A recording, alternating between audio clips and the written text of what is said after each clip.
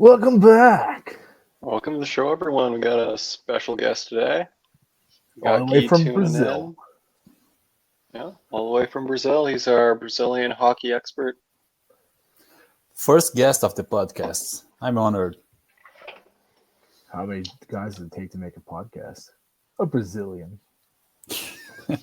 And first dad joke of many. There we go. Start off It's on an the early right track. start. Gotta start off on the right track.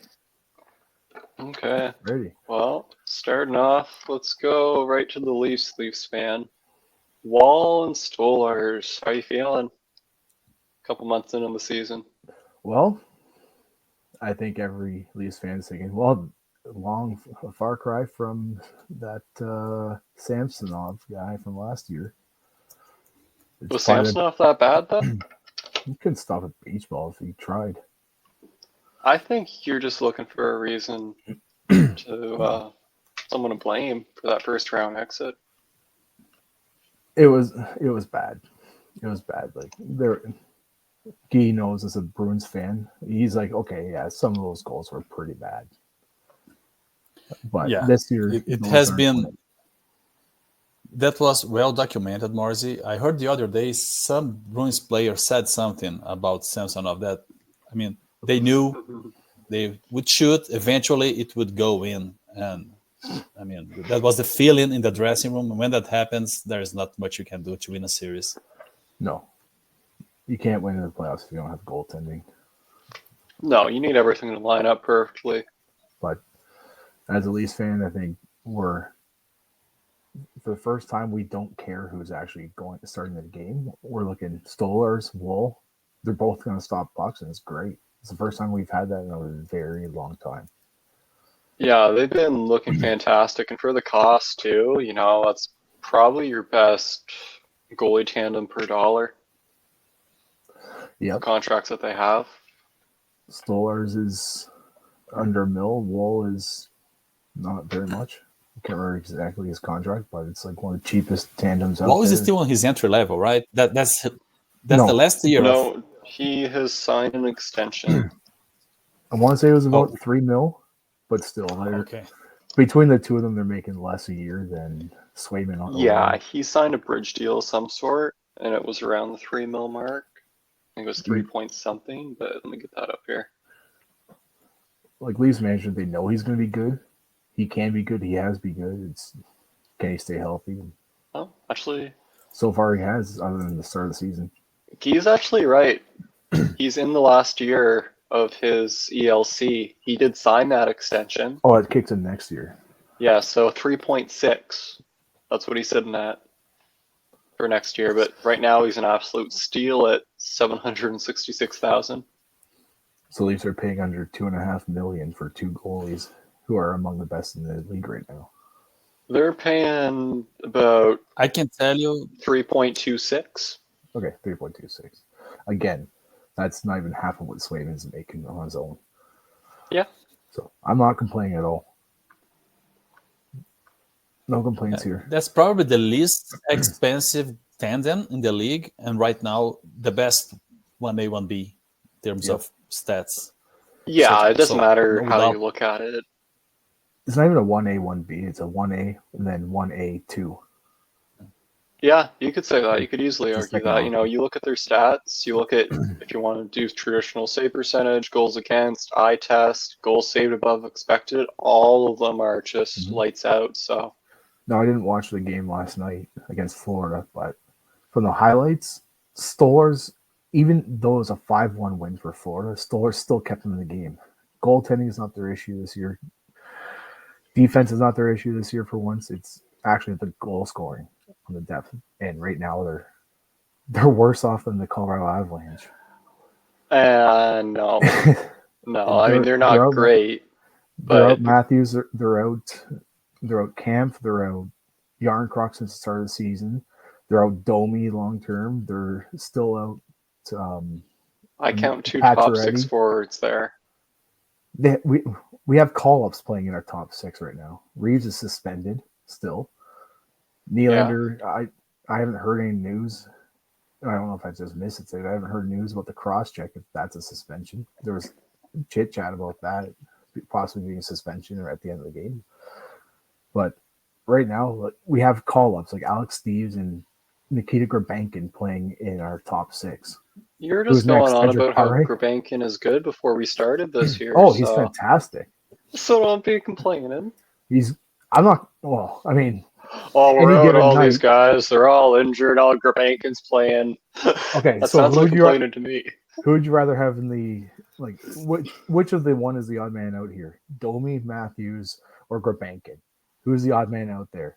Or Yarn Krok? Well, you Like, haven't of seen those four- Grabankin play.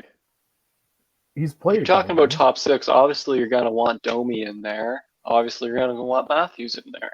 Yarn Krok's more of a third line guy, in my opinion, but He's a depth scorer support guy. You're not Grabankin's not in your with the healthy Leafs. Robertson's not even making the lineup. Let alone I guess what we're Grabankin. saying is the Leafs have some of the best goaltending in the league, if not the best tandem. Yep. My question is, for how long? You guys know my feelings about what I call the hobo goalies. Stollers is a backup journeyman. I don't think he's gonna keep that pace the entire season. I think Wolf is gonna take over and be the number one goalie for the playoffs when it comes. Yes and that's no. on the Like back if of the you head. look at goals saved above expected for this season or last, Stolarz, he was phenomenal. Let me look at last season here. He has amazing underlying stats.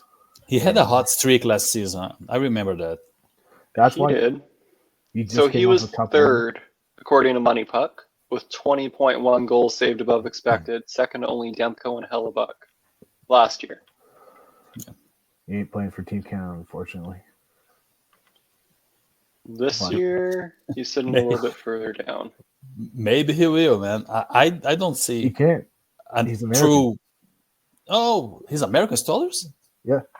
And Yeah. he's not going to play for the Team USA either because they have No, great they're players. way too You're not stacked. beat- you're Way not too out- stacked. Yeah. You're not beating out Ottinger or Would he be Canada's well. number one goalie if he was Canadian? 100%. Yes, without a 100%, second thought. Canada is unless really Fleury bad comes this back. year. They're trying to get Joey Decord, which I fully support because he technically is Canadian. He's Sad Canadian day. Swiss. Sad So day if when we're they can get outsourcing. him, they'll have a legitimate number one goalie. But right now it's like Aiden Hill, Cam Talbot, and Logan Thompson? yes. Yeah. Jordan Bennington was in the conversation. Oh, Bennington's actually in there over Thompson. But Thompson should be the one. Like, if you look at his stats right now, let's see. Thompson has 9 goals saved above expected, which is pretty decent. He's not bad, but this is Team Canada, man. You need more than that. Well, You should have more than that. That's a very dry generation of goalies.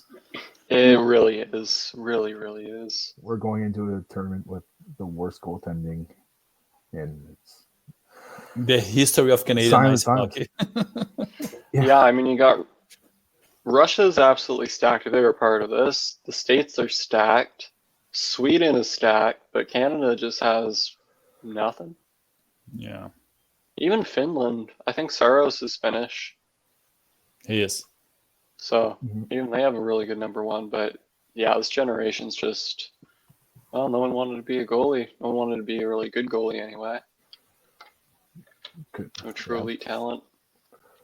Speaking of elite talent, though, is McDavid back? Nice. Is he going to run off and win the Art Ross again? You know, ever since he came back, almost every game has been a multi-point effort. He went from being near the bottom of the league, well, not bottom, but bottom of the top guys in scoring, like point per game pace, to being 8 points behind McKinnon and Natchez. Something like that. That's why he's paid the big bucks. Yeah, I mean, we're expecting it, but just the pace that he's been doing it at is something. He's a hockey god. You can't, even if he's 20 points out with 5 games left, you still can't get him out of the scoring title.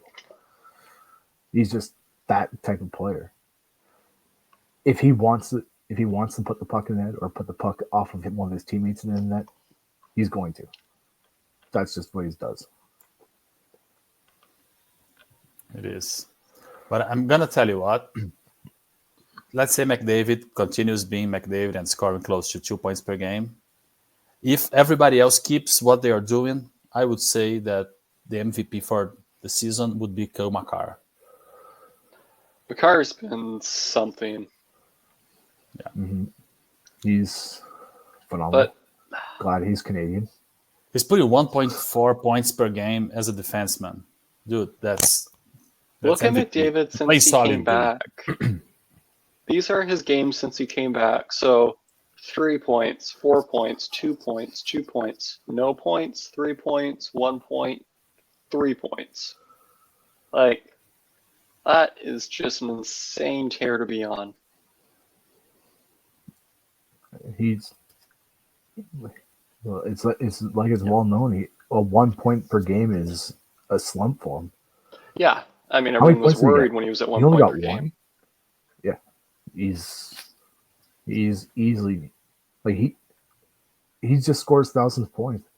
Look how many guys have spent their entire careers to get that, and he's just like, yeah, I'm 27 years old and I have 1,000 points already. Yeah, there's guys that never come close. Or those that get so old, they'll be sitting at 900 and something like, I just can't do it, not another year. And they have to retire. And he's doing it in his sleep. Yeah, I mean, he's sitting tied for 12th with Stützle, Connor, and Bratt for scoring in the league.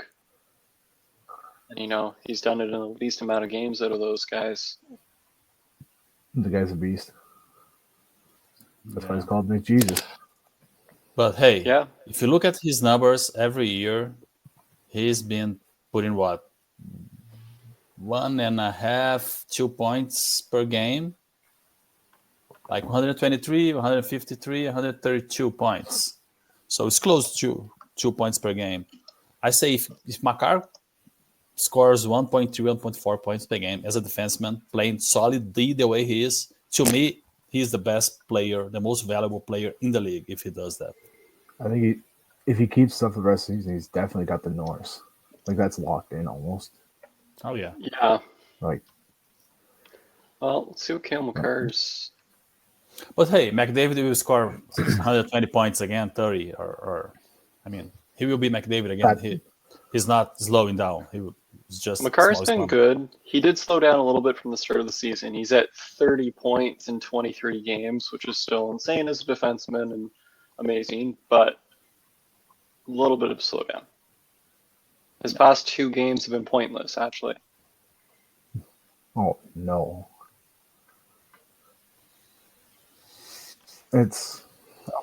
Makar is Makar. He hops in Makar and wheels down the ice. Morrissey. No.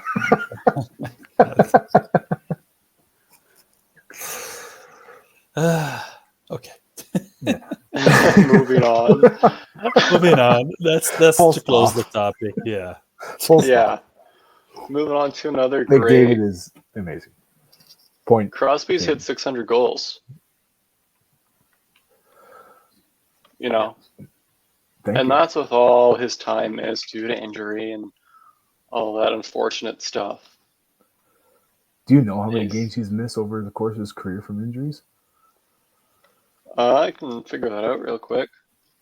I know the one season he missed like 40, didn't he, from a concussion? Yeah, there's seasons that he missed. Let's see. Crosby has missed 101 games between 2010, 2011, and the 2011-2012 season alone. Jesus. Which was like his peak. He was a... Exactly. He lost a lot of that would have been his prime. Yeah. He missed out on his prime. So over 2 full seasons of games, he played 82 game seasons for the first time, back-to-back, in his career. I'm looking at a Steve Dingle thing. His injury history is so unfortunate, though, because like you just said, he missed his prime, or a good chunk of it anyway. Does that make him one of the most resilient players? This is his full injury, so 07-08, 29 games, 10-11, 41, 11-12, 60, 12-13. He missed 13 games that year with a broken jaw. And then 16-17, just 6 with mild concussion. But still, that is just, for top-end talent, that's a lot of games missed. And to still put up 600 goals, still be in that conversation for greatest of all time, and he's going to get in the top 10 for points. He's not sitting that far out. Yeah. He's already in, isn't he? I thought he is, like, or he's 11th right now. Yeah, I think he's just on the outside. Did I see? I thought I saw he was only like 30-something points behind Gordie Howe last week. Well, let's see what that is updated. So, yeah. Oh, he is actually sitting 10th. He is 10th. Yeah. What impressed me about Crosby is that he has not slowed down. Nothing. He has the most productive season last year. Yeah, he's producing like he was 25 years old. It's just his dedication to the game. You know, he doesn't stop every off season. You know, he has different spots that he trains. Like he'll train on the East Coast with Brad Marchand, Drake Batherson, Nathan McKinnon. They have a tight-knit little East Coaster group there. And I was just going to say, I heard a story about Nathan McKinnon and Crosby when they were training. They were doing some sand dune climbing or something, and they were racing up the sand dunes, and McKinnon was like a rookie. And McKinnon was finally about to beat him for the first time in like 10 races. And Crosby reached up and tripped him up just before he got to the top, just so he could win. And it's like a 17-year-old Nathan McKinnon. It's like, winning's winning when you're that competitive, you know. Yeah. That's why he's won 3 cups. Mil. 2 of them with a rookie goalie. You're right, though, Guy. I don't think people are appreciating enough that a 37-year-old is a point per game. You know? And a guy that had a history of injuries, of serious injuries, like some people don't get injured. They age well, have no major issues, but he had struggled with some serious stuff, and he's still like there every day. That's because he's a hard worker. He's very competitive. Like if you look at Nolan Patrick, I'm sure he would have been a really elite player if it wasn't for the concussions.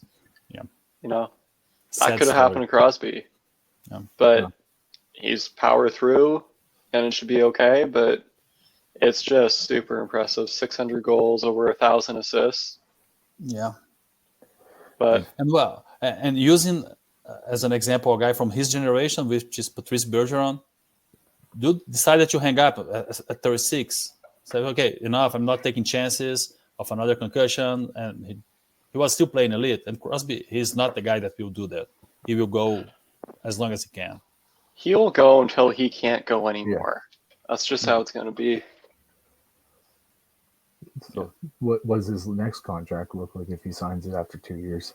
8.7. 8.7 per 1 year. Yeah, I'd say he'll do it year by year. Especially the way the Penguins are, he's not going to do anything long term there. I don't think he'll ever leave the Penguins, but I don't think he will commit to a long term, not knowing how bad this team will be in the coming years. I don't know what the heck Dubas is doing. I mean, when he signed that contract, he was promised the team wouldn't rebuild and would do its best to be competitive. So getting rid of Lars Eller and replacing him with a similar player, sure. But you need to do something else. Move on from Karlsson. I don't think Dubas was expecting Karlsson to be as lackluster as he has been. Karlsson was just fine the first year. I think he's just... No, I mean this year, though. Like, it's a Dubas team. Outside of their top 4 players, who are some of the best players in the league, it's very Dubas-esque. You have to look at how old that core is. You got Crosby at 37. I forget how old Malkin is. He is old too. He's 1 year older or 1 year younger than Crosby. Younger, I think. Yeah. Younger, I think the drafts were. I think they went Ovechkin, Crosby, Malkin. Yeah. If you look at the core four, I'd say it's Crosby, Malkin, Letang, Carlson, and Carlson's the youngest, and he's 34. Mm-hmm. You know, and Carlson's not even playing that bad. I just think he's unmotivated because he realizes, crap, we're not going to make the playoffs most likely. This team's not a cup contender. I haven't won a cup in my career. He still has 15 points in 24 games. It's not bad. Well, the Andrew, Penguins making the playoffs is a matter of whether Crosby wants to or not. Does he want to play his 82 games and go home, or does he want to play an extra 4 games after that? I don't think Crosby can carry them alone without any goaltending and with the terrible defense they are having and they need very thin goalie on their offense. They need improvement.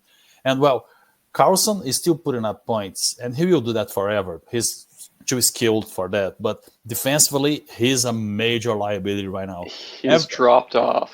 He dropped off. It's gone. He was good defensively on the golden years in Ottawa, but he fell off a cliff. Every game, he gives a goal.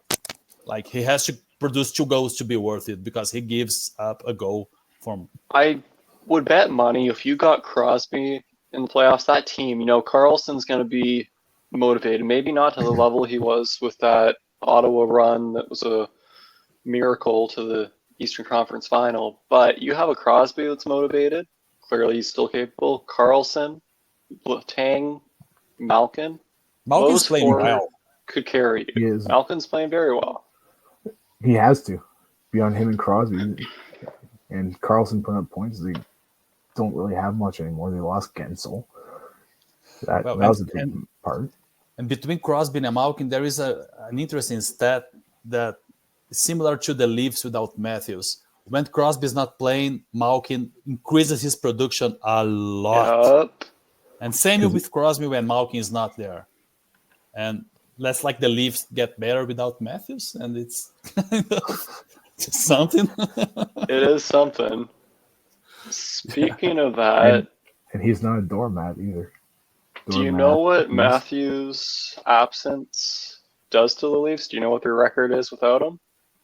No, Andrew, tell us. This year, I know the Leafs are much better without him. I don't know. Overall, they're 42-20-2 without him. Sounds about right. Now, obviously, you don't take out the best goal scorer in the league and be like, no, we don't want you. We do better without you. But there are advantages to having him out.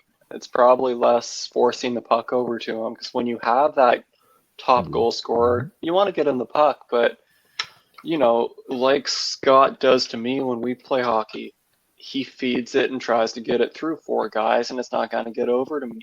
He's a playmaker. But if Scott plays without me and with others, sometimes he can take it to the net himself and score or shoot and score. And I think that's the same effect on the Leafs. Like Marner, he'll shoot finds more. a shot. Once he finds a shot, Matthews is deadlier because of it. Because now the goalie has to look at 2 shooters, not just one. Because you have Marner and Matthews coming down on you. You know Marner's going to pass that puck, so you're not worried about that shot coming. But then when he does shoot the puck, he's probably going to score because the goalie's already cheating over to Matthews. But if the goalie can't cheat and he has to worry about a shot coming from Marner, Matthews has got half the net to shoot at, not just a sliver. Yeah. So to some extent. Not every goalie's going to cheat. Most NHL goalies won't cheat. No. You can't. The league's too good. Even your third liners have decent shots, but you still know in the back of your head you have one of the best shots, like top 3 shots in the entire world. You're almost banking that shot's coming from there. And Marner knows it too. But Marner just needs to find a shot, and he has been. And he's scoring. If Matthews comes back, I don't think you put Matthews on the same line as Marner. And honestly, that just creates a 1-2 punch. 1, 2, 3, because Tavares is playing like a man possessed as well. Well, he's not playing up to that $11 million contract like everybody. He was never going to pay up or play to that $11 million contract. That was a bad contract the minute it was signed. Simple as that. He's continued to produce like he did in Long Island and actually had a career year in Toronto. You can't ask more out of him. It wasn't a horrible contract. It wasn't amazing, but it wasn't horrible. But you know he's going to get that if he didn't sign in Toronto. Exactly. And the unfortunate part is, if he had signed in Florida, he would have made $11 million a year with the whole tax situation. But let me say something about the whole Leafs are better without Matthews thing. Because I was going to say that if you look to that win-losing ratio there, 42-20, that must be pretty much the same as the Leafs win with Matthews, like the same ratio, right? On the past seasons, the past 8 years, I don't know how long Matthews is there. That's pretty much it. But I'm reminded here that last playoffs, Matthews was out and the Leafs won 2 of those games without Matthews. And then he came back and they lost. Sorry to remind you of that, Marcy, but I will bring that up every time I can. Yeah. As a Bruins fan, of course you are. I was waiting for that, to be honest. But when you know you got the best shot in the world, you're trying to feed it. Yeah, that's what it comes down to. And he's a phenomenal player. Like, he's been a runners up. He's been Selke nominee last year, I think it was, or possibly the year before. Like, he's great defensively. This year, he's having probably one of the best defensive years before he got injured, I feel. But we'll see when he comes back. There was speculation that he might be back against Florida, but they're saying that he could be back on Saturday, so we'll see about that. But it's not going to hurt them if he comes back. It's just interesting how the other players do better in different ways when he's not there. That's all. They have to step up. Because how much of that mentality of, we're down by 1, Matthews will get it done. I just need to net out this shift, and Matthews will come on the ice and he'll put one in the net, and we're fine. How much of that mentality is then also you don't have Matthews, and now oh crap, I actually got to do something. Yeah, I think it's a mix of that and not having to force the pass over to Matthews. I don't think Matthews is that selfish and then he's like passing the puck and gets pissed at players. I just think, it's that mentality of he's the best goal scorer on the team. We need to feed him. We need that goal. He's one of the best goal scorers in the world. But it's like, look at last year. The Leafs went on a little bit of a run because Marner was playing with Tavares and Matthews was playing with Bertuzzi and Domi. And that was one of their best lines. If you want to talk about great goal scorers, how about Charlie Lindgren? What a backhander. Yeah, I mean, he couldn't have put that in any better. No. It was... that was just... That man's going to have to look at it for the rest of his career. Now, do you think there's a guy like Crosby sitting on it? I think he knows what he did. Like, when Malkin missed that open net, and Crosby's on the bench saying to all the guys, I think he knows what he did. Let's tell him he'll get another chance and all that. And what do you think Lindgren's thinking? Like, is someone on the bench saying that to him? Lindgren's just hurting.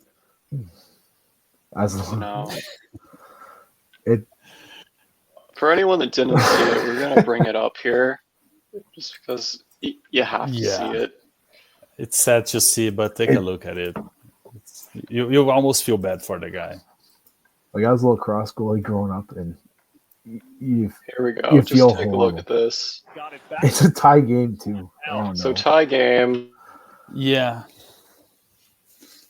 Right into the back of the net for Braden Point's hat trick. Game-winning goal.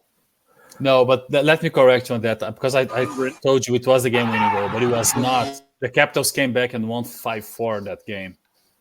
They bailed him out of that. Wait, they actually bailed him out of that? I thought that was the game winner. No, Tom Wilson scored the game winner that game. That is ridiculous. Yeah. So I thought it's usually the goalie bailing out the team. I guess Charlie owes a dinner to a bunch of guys there. Yeah, Well, if you want to talk about a goalie bailing out a team, look at Ottawa playing the San Jose Sharks last night.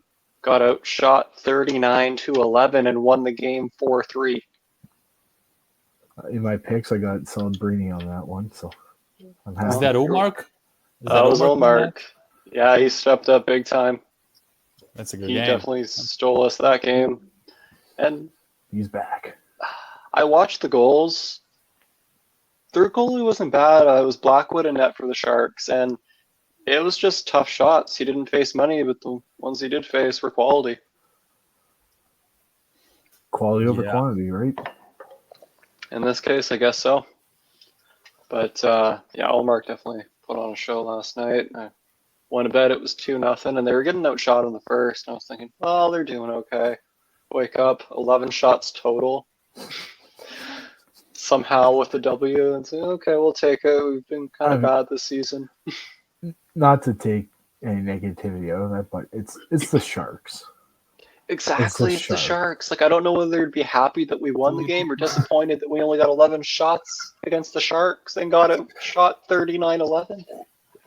Take the 2 points and get out. Yeah, basically. Start the car. We got the win. They don't know. Let's go, boys. Let's go. Screw the Celebrini after the game. Let's get out of here.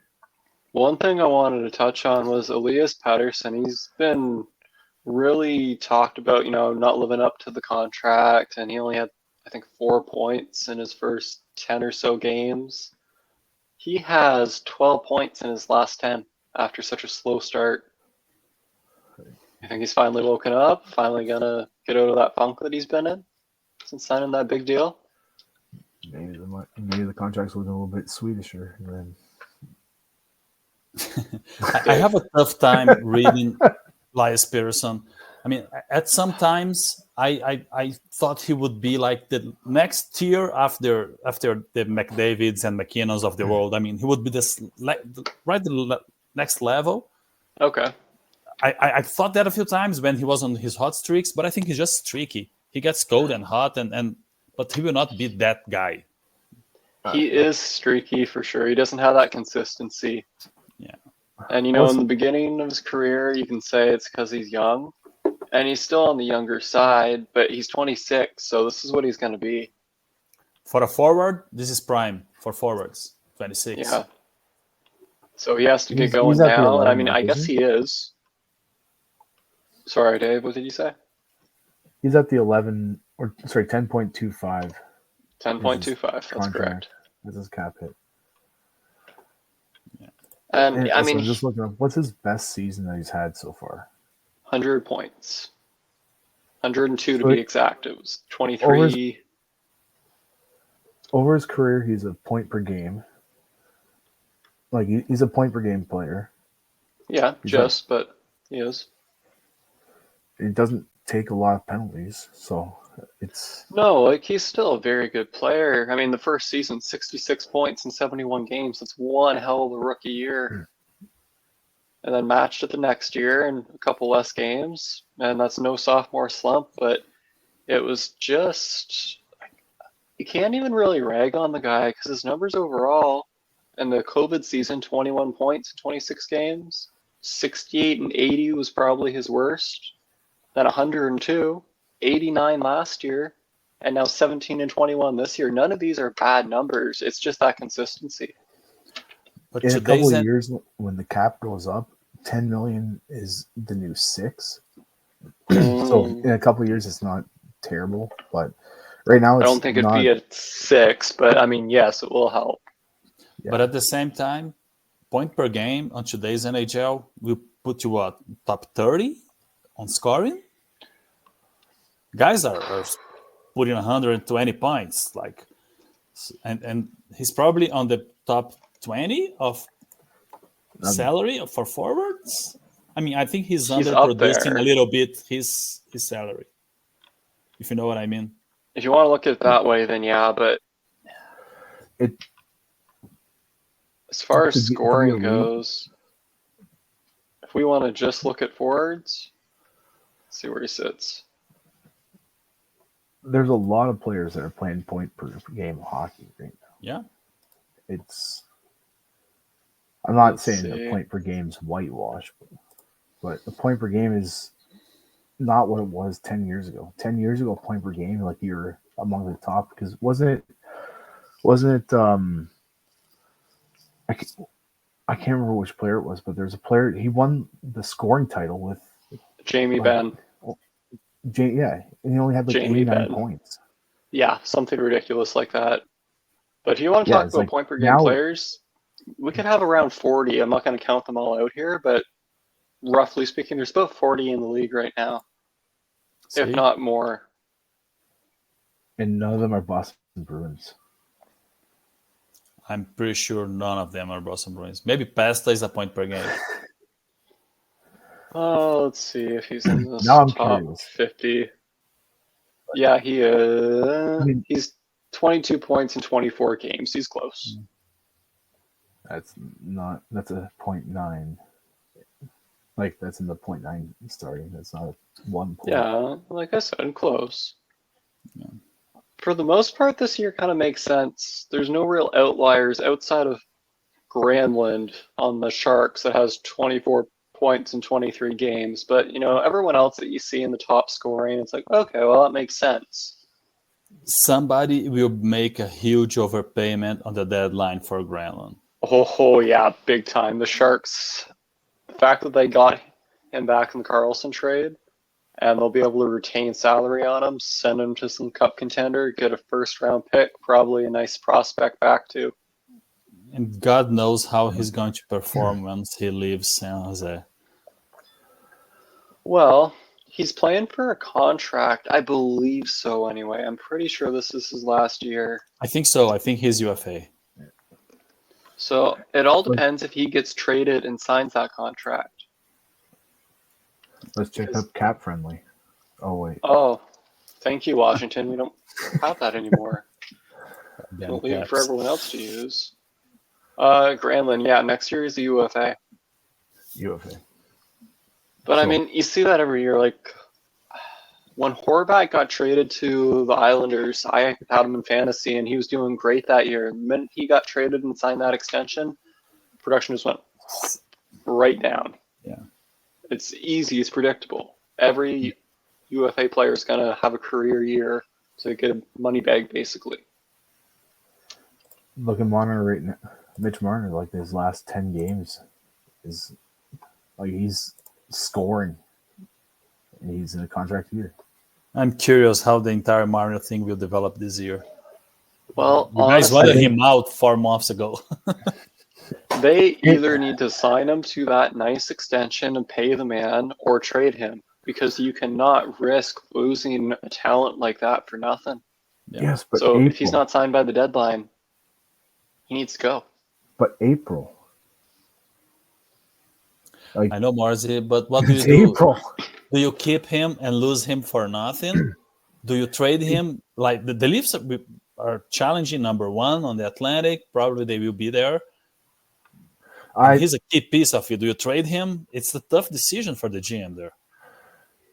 I think Marner will sign. I think Marner wants to stay in Toronto as much as a lot of fans still don't want to. But the big issue is for Marner is consistency. Like he becomes a much better player every year once he discovers his shot.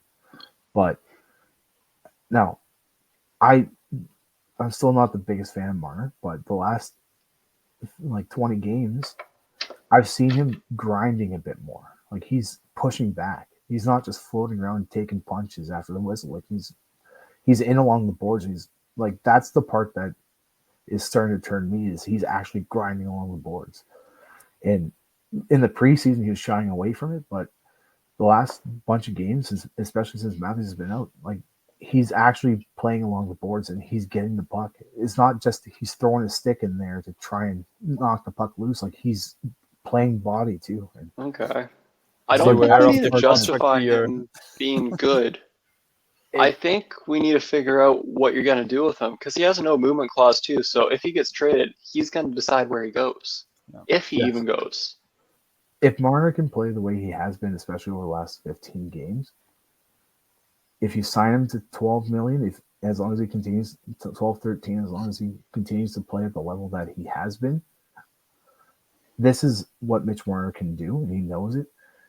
And the frustrating part, why Leafs fans are so frustrated with it, is we all know he can play at this level. He just doesn't. That's the frustrating part. Like, we know what he's capable of. He's got all the skill in the world. He's not. He's like the Leafs version of Pavel Datsyuk.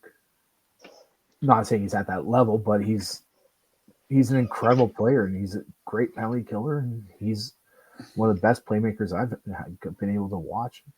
It's just he hasn't had the chippiness in his game. He's shown that a bit over the last, so far this season. That's the part that I'm actually starting to like. Well, maybe this is the contract year effect, Morrissey. It could be. It could be. But because Marner always puts up the points, but maybe the chippiness will get him the money. Are you giving 90 million to this guy on this situation, committing for another 8 years? You sign him to an 8-year deal, and he'll be signed until he's 35, right?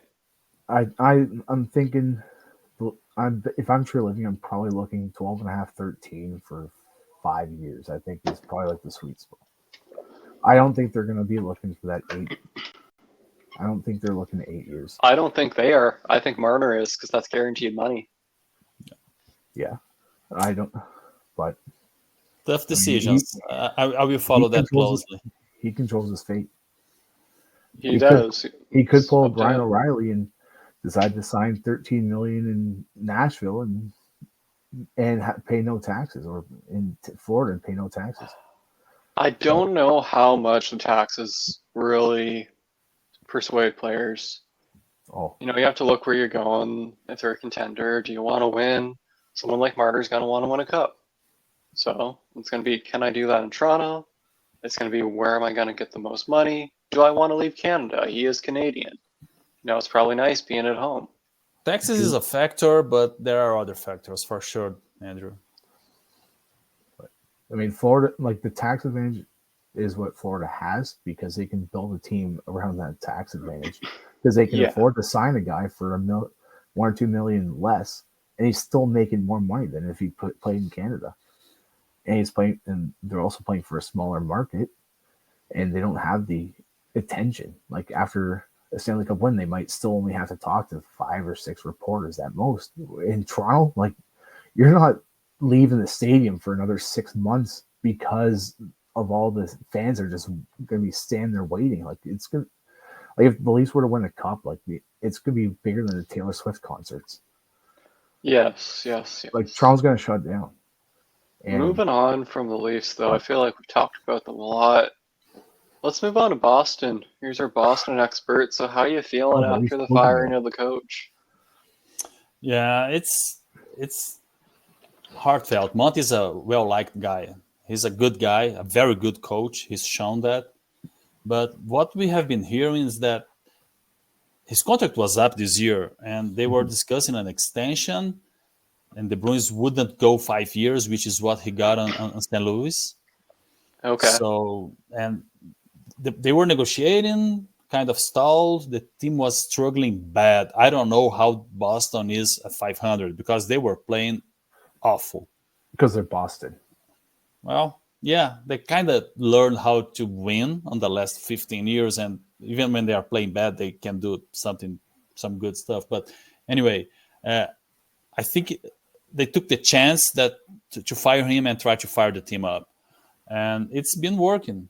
I mean, what Joe Sacco is doing is what the Bruins have been doing for 10 years. He just shut the team down defensively. They are hard to score against again, as they used to be, and hoping somebody will step up and score. I don't know. Sorry. I know exactly why Andrew just muted his microphone, and it's funny. But yeah, I think it's I totally agree with Guy. Part of the Bruins culture. I've heard a former Senator, Jason York, he's on a Sens podcast, and he's talked about the Bruins culture. He wasn't there for a long time, but he's talked about how their culture has been set for a very long period. It's all about winning and dedication. He talked about it actually when they had Olmark on, and Olmark saw the difference going from Buffalo to Boston. There's a different level of dedication when you get there, a different level of professionalism. Yes, you're playing pro hockey no matter what team you're on in the league, but that's how Boston seems to win without necessarily superstar players all the time. Pasta is a superstar, but if you look at their center depth, it's okay. They don't have a true number one. Yeah. I mean, true. I mean, an interesting stat. For the past 15 years, the Bruins are the team with most wins, ahead of teams that won Cup multiple times, like the Penguins and Tampa and so on. Mm-hmm. And that's because of culture. And this is something that came with Chara. When he was signed to become the captain and change the spirit of the team, he just did that. And that's when things were built with him and Bergeron and that core. And it's lingering. I don't know how long it's going to linger. I was worried earlier this season, but things seem to be getting back on shape. The most important players are underproducing, like Pestas on his 0.9 points per game, Morrissey. I think he's going to get back to his level, and things are going to get better. But, I mean, they were the worst power play and the worst penalty kill until they still are.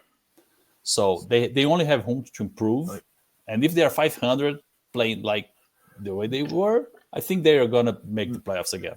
They're Boston. I think it's going to be a real battle in the Atlantic because you have Swayman playing Boston's like that, and he's bound to bounce back. They're going to do better. Detroit's in the mix. Buffalo's in the mix. Ottawa's in the mix. It's just a really weird season. Usually at this point in, even though we're not that far in, it's settled out. So you have your top teams and your bottom teams. But there's so many teams that are around 500. I think the Atlantic is going to go pretty much the same way it did last year, where Detroit kind of hung in there till around midseason and they kind of tailed off. Ottawa, they're going to be who Ottawa is. They're not a fun team to play against, but it's not a guaranteed win. It's not a guaranteed loss. Montreal is just, Montreal's rebuilding. They're going to get a high pick. Maybe not on purpose, but that's what it is. Boston, like, they're a 500 team, and we're talking about them like they're a dumpster fire. They're 500. Like, it's culture. They're on a Boston's going to come back right now. Yeah, like they're a playoff team, and they're playing like absolute. Yeah. So the minute they turn that around and start playing good, they'll get one of those top 3 spots in the Atlantic, most likely. Like, as a Leafs fan, I'm sitting here thinking, like, okay, when is the turnaround going to happen? Not if, it's when the turnaround is going to happen. It's going to turn around, and they're going to be. It wouldn't surprise me if they go on like a 15-1 tear at some point. My concern was that when the Bruins was really struggling, and they are just starting to pick it up, but was that if one of these ever rebuilding teams, the Sens, Sabres, and the Red Wings, if they start to really take the next step, which is expected and somehow overdue already, the Bruins would not be able to catch up.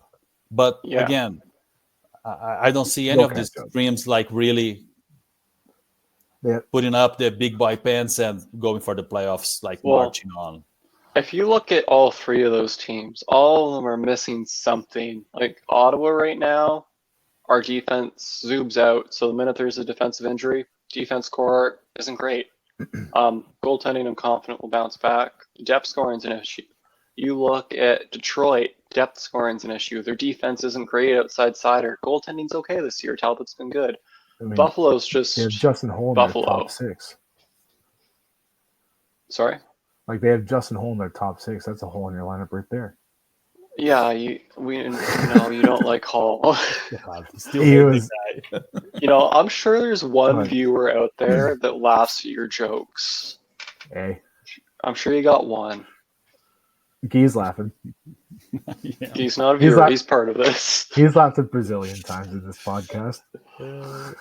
I'm trying to remember which was the other defenseman before ages ago that you hated on the Leafs. The one that made all the turnovers for the game. Gardner. Jake Gardner, yeah. That's what I was gonna say about Carlson. Carlson's like a very skilled version of Gardner right now. Because like he's putting points up, but he's kind of is not preventing pucks to go in his own net.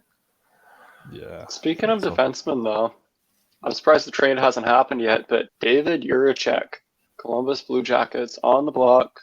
Trade supposed to happen. He's a 20-year-old right shot D-man that was drafted in the top 10, and they're a rebuilding team. What the hell are they doing trading him? Wasn't him supposed to be the number one defenseman in the draft, and then he got injured, and then that guy from the Devils was picked up, Simon Nemec, whatever? I don't know if he was supposed to be number one, but he's had fairly limited time. This is his J-Fresh card here. Now, obviously not great, but at the same time, he's young. He's 20. And he's on the Blue Jackets. It's probably best for his career to get out of there. Like, Columbus... I don't question that. I think you're right. But name 5 superstars that have come out of Columbus drafted by them. You know what I mean? Like Rick Nash? Okay, like, there's one. Like you know what I mean? Like they're not known for developing very strong talent. Like they don't produce strong talent. They draft it. Like, is it Juracek or is it somebody else in Columbus that's not playing games?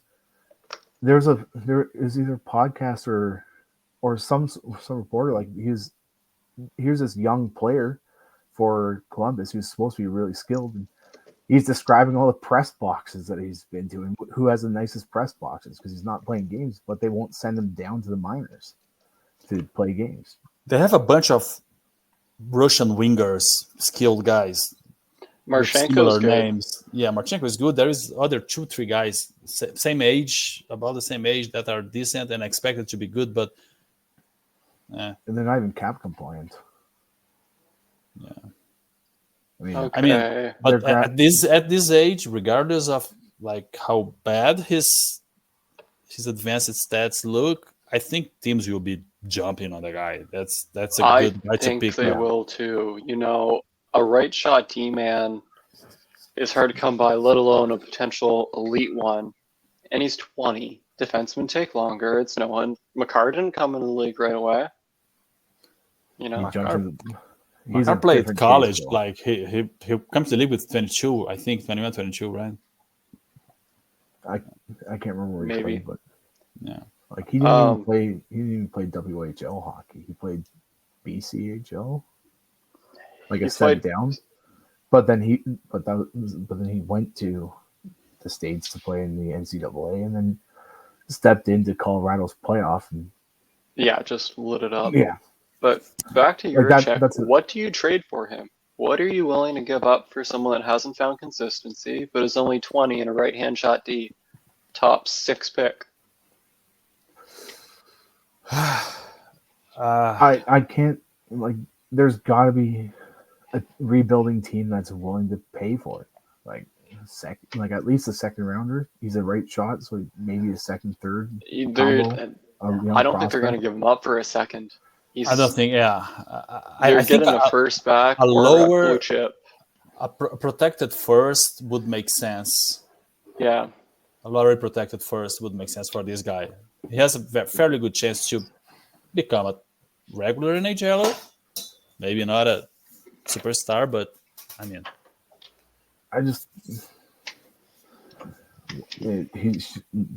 Columbus needs to develop him. They need to figure puppies. I would not trade him. Yeah, you There's can trade 4. this one for your check. Maybe Columbus will take it. I can't believe they're actually willing to trade him though. I don't know why Columbus would trade this guy. They are the team that needs the young talent. It makes no sense. Yeah, like, it's not like they're doing fantastic. They trade Voracek and pulled in Jeff Carter, who basically just did nothing and then left. Like they don't have that's a black black mark on their books. Like they don't have a strong development culture. They just try and bring guys in, and they don't do anything. Yeah, I looked at a quick show of their top players. You want to leave now? And their top players in history, a lot of them haven't been drafted to the franchise. That's a catch. They're horribly run organization. They're a horribly run organization. And probably the best thing for your check to do is to get traded out so he has a chance. Yeah, maybe it's good for the guy, but I don't think it's good for the team. No.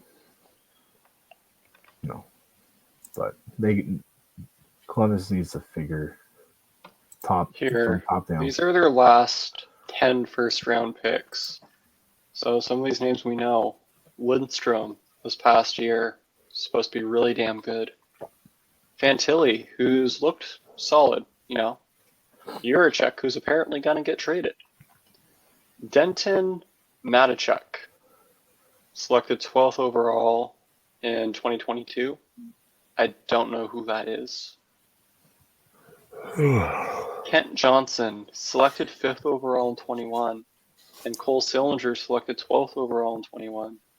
Know both of them, but they haven't been superstars yet. Also 2021, 25th overall, Kuhlmans. I don't think he's made the roster. Igor Shinnikov. I'm probably butchering that name, but he's on the roster this year. He's doing decent. He's good. Yeah. Liam Foudy. Sorry, go ahead. How many second, third rounders have played in draft in the last 8 years have actually played more than 50 games for them? I don't know, but their the first best rounders pick are here, first rounders for a reason. Without question, recently anyway, Werenski in 2015. Yeah. Obviously, he's doing good this year, but overall, he's been a stud on the back end. Didn't they draft Cam Atkinson? He was good for some time.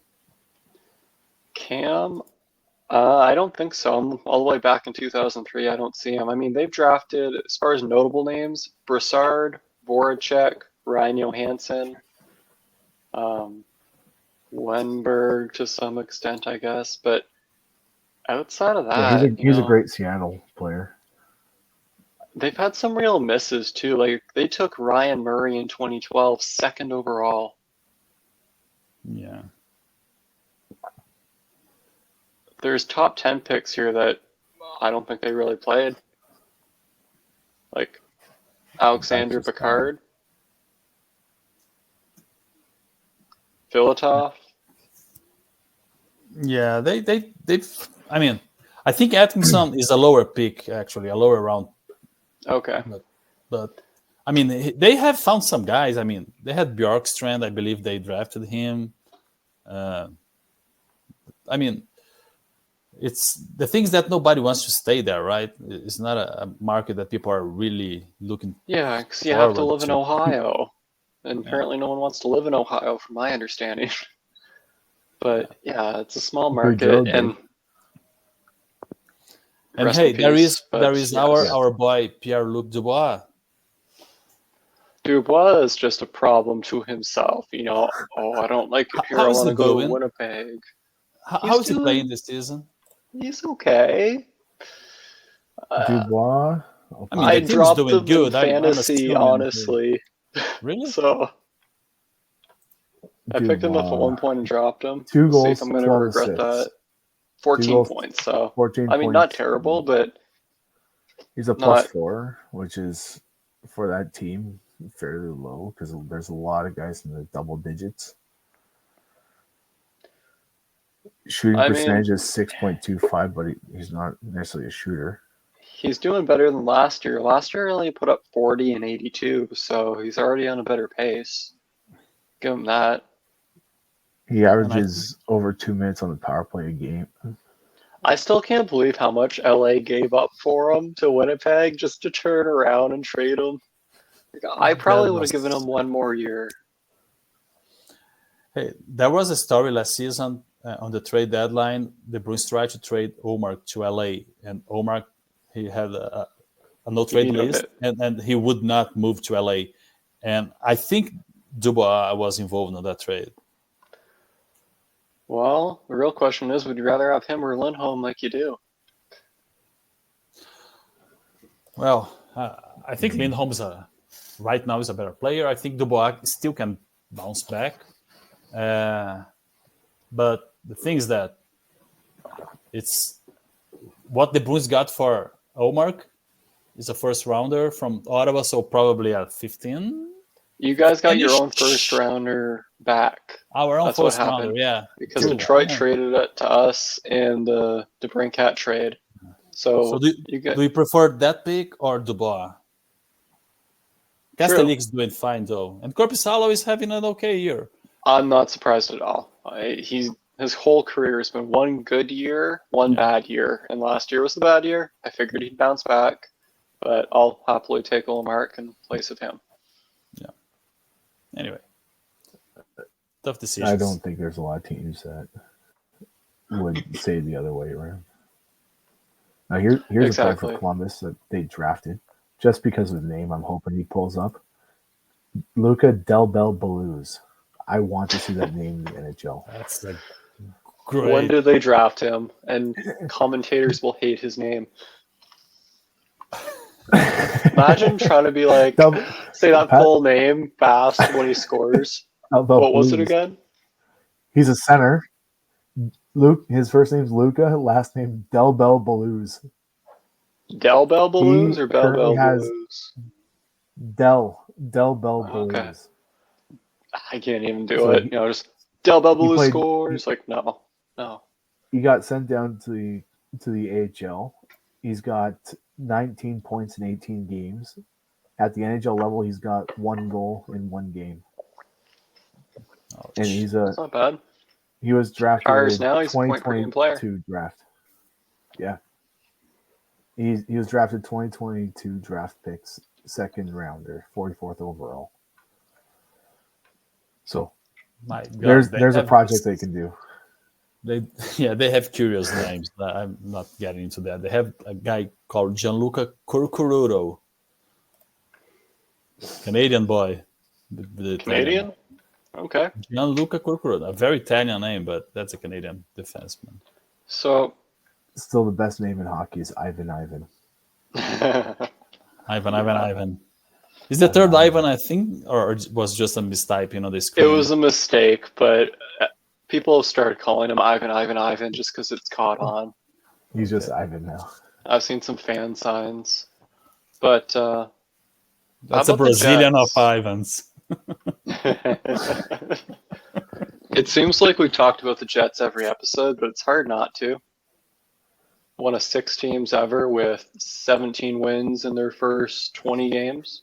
It took them 16 to get to 15.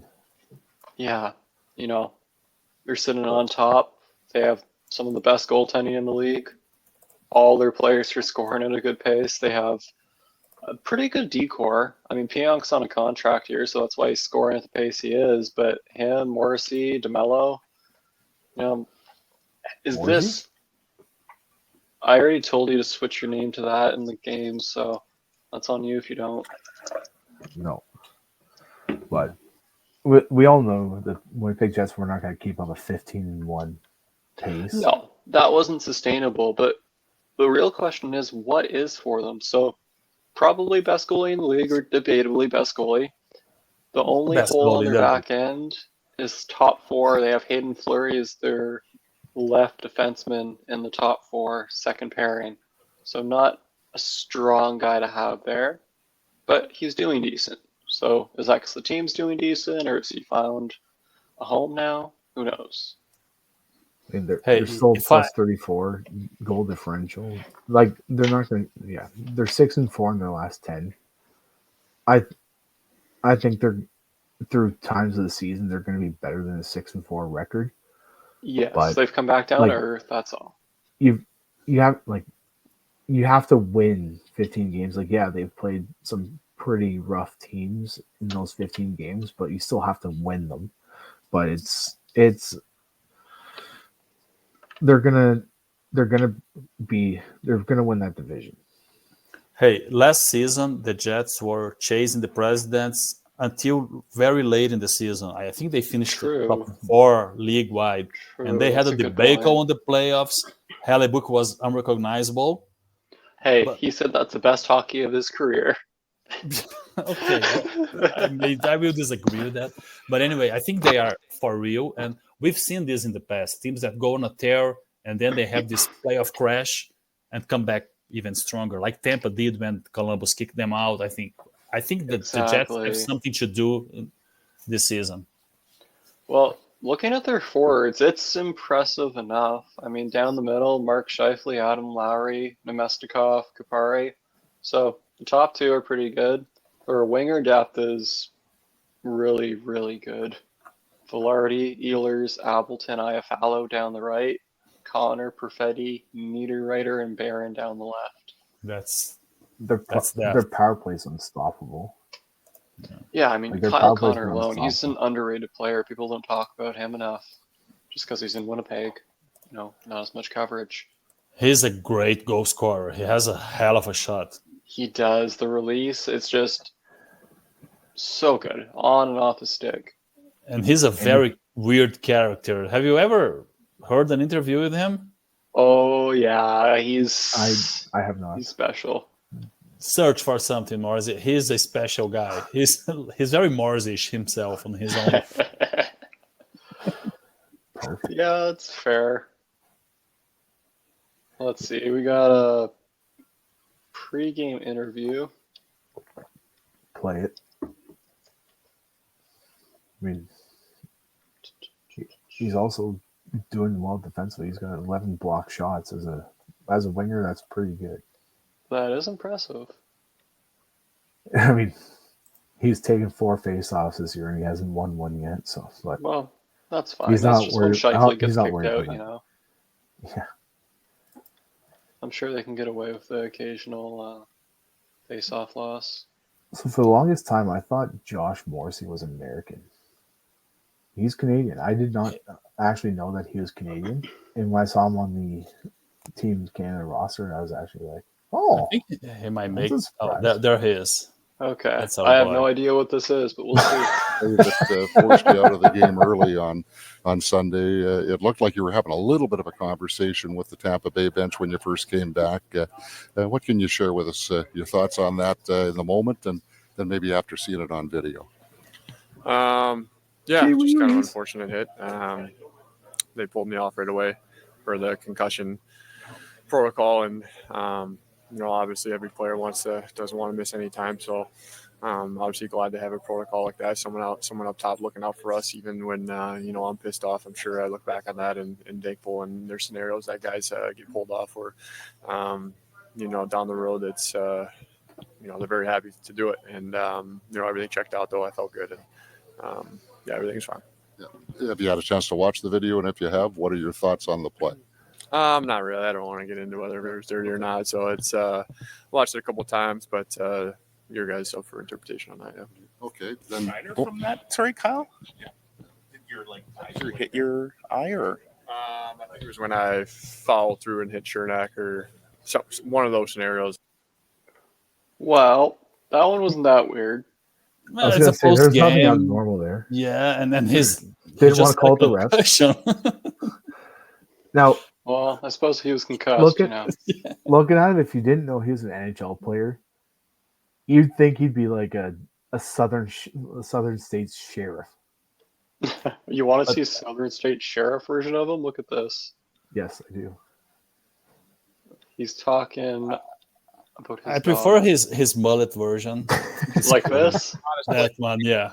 Kyle Connor of the Winnipeg Jets joining us. I got to start right off the hop. Every time I see you scoring goals, the stash is live and well. Can you give us a little background? Like how you've had it now for a number of years, or you just grew it one day and you're like, this is going to be my jam. Oh yeah. It's more of a November thing, but every once in a while I'll kind of pull it out randomly throughout the year. It's a bit out of control right now, but He really does look like a sheriff. Are you the type though? So say you have it for November, you're hot right now, you're scoring goals, the team's playing well. Are you superstitious? Is this something where you're like, let's just say you got a couple games left this month and you continue this heater. Are you going to just all of a sudden just keep that thing going? Or are you not superstitious? It's a good question. I don't know. Maybe tune in to find out. But it's I'll probably take it off after November. We'll see. We'll see how the end of the month goes. Well, when you have it that long, that one stage where it's like itchy, you smile a little bit and it sticks into your cheek. I think you're past that now. You can keep it going like Wyatt Earp style, no? Yeah, I don't know. It's every time you eat something though, it gets there. I start biting a little bit, but yeah, we'll see. You're eating up the league right now, tied for the league lead with 14 goals. I want to talk about your shot. The accuracy of your shot just continues to amaze. Well, That's he my likes guy. his mustache, His mullet looks like his neck. The back of his neck has a cape. Like Would you like me to grow a cape for the back of my neck? But from the first interview with him with the short hair, the first image I thought of was, you've seen the movie, the Ben Stiller movie Meet the Fockers, when they go down to the island to meet his parents, and the officers are like going through the they're going through the RV, and he pulls out like the baby, the bottle feeder, like the chest feeder that the guy made, and he comes walking and goes, "Look at this, he's got a rubber booby." That was the first thing I thought of when I saw his face. I was like, okay, like that was what I was imagining. Can you pull it up, Andrew? Okay. Let's see. I think we got it right here. Let's see.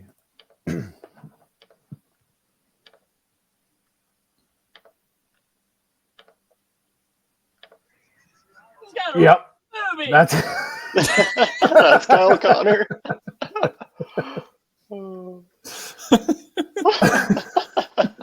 That's it. Spot on. If we ever get enough views, we could get Kyle Connor on here and see if he'd do that for us. I think he'll be retired by then. Just a side-by-side comparison, just rubber booby. His next Halloween costume. Oh God, we have a good suggestion for him. Yeah, we got him up on Twitter in 11 months for that one. Okay. Well, I think we have a special way to end this episode. But Guy has to be the one to play it.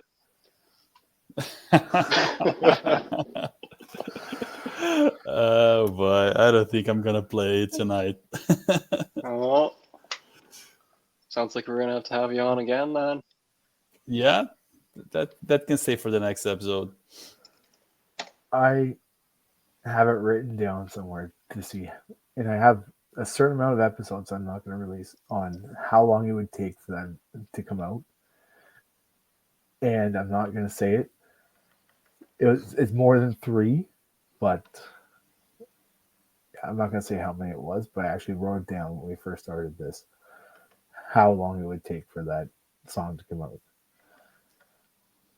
Let's keep teasing it. Let's keep teasing it.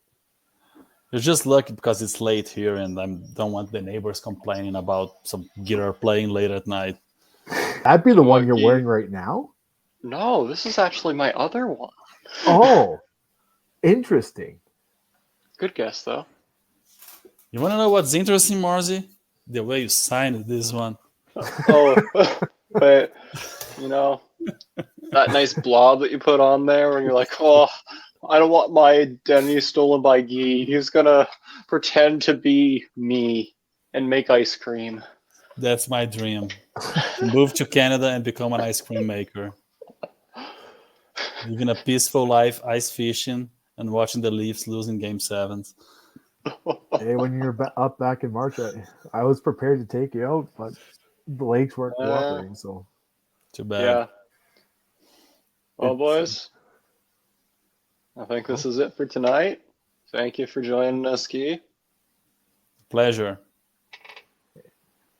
I hope we make a Brazilian off of this episode.